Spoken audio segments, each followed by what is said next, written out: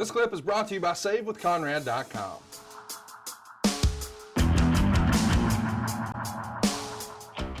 Boy, this is a controversial question, but I'm going to ask it anyway. There's an internet stigma around Nia Jax being a dangerous worker due to several of her opponents being injured. Do you think Nia is dangerous? And if so, is it due to carelessness, lack of real training, or not knowing her own strength?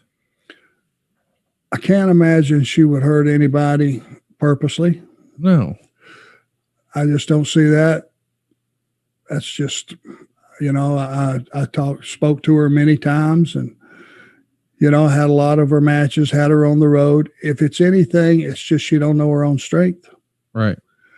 And let's face it, she puts some torque on everything she does.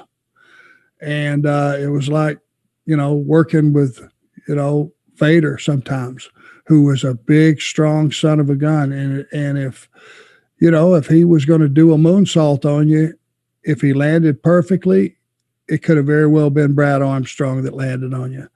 If he was off a foot, buddy, it hurt. And you could get injured very easily because, he was carrying a big frame.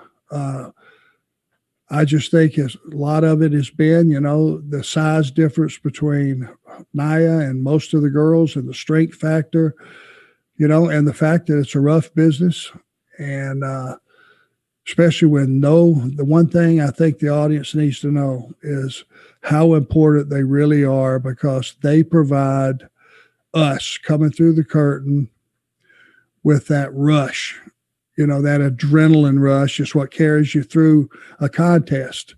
And when you don't have that and you're out there just bouncing around in a cold ring without that audience input to fire you up and get you rolling, it's real easy to get hurt. And I don't know how many of those injuries have been since we lost an audience versus when we had one, but that's definitely a factor. If you don't believe it, ask any talent the difference in going out into a cold arena and wrestling versus having a packed house and going out and wrestling. You have any favorite memories or stories of Baby Doll or Dark Journey? The memories of Dark Journey are I know that she was out there with, who was it, Tully? A few times. She may have been. And it was so short a time span. I don't really remember her involvement with us. And I think it would have been, I'm sure it would have been pre-Horsemen.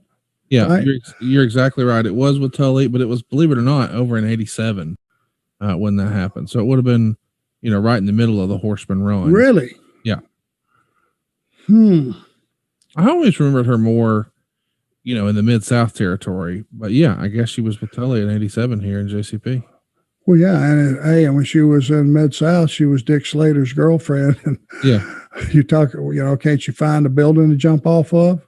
That's suicide. And that's killing yourself with a rusty pair of head shears or something. Good Lord. Baby Doll was a big star. She looked beautiful on TV. She was strong as an ox. I mean, I forget who it was or where it was, but we're in an airport somewhere and somebody went power walking past me, and she was riding somebody piggyback, one of the guys down the terminal, and never missing a stride, just vaulting. So, and she was a great, addition in the angle we used her with Tully. So she was a valuable piece of talent at one time, and she had a pretty good run. Could have been longer, should have been longer maybe, but that's water under the bridge. Hey, it's Conrad Thompson. Thanks for checking out the podcast here on YouTube. Be sure to hit the subscribe button and the notifications bell so you get a notice anytime we upload some new content. And go save yourself some money right now. If you're in a 30-year loan or you have credit card debt, it's not a matter of if I can save you money. It's a matter of how much. Find out right now for free at SaveWithConrad.com.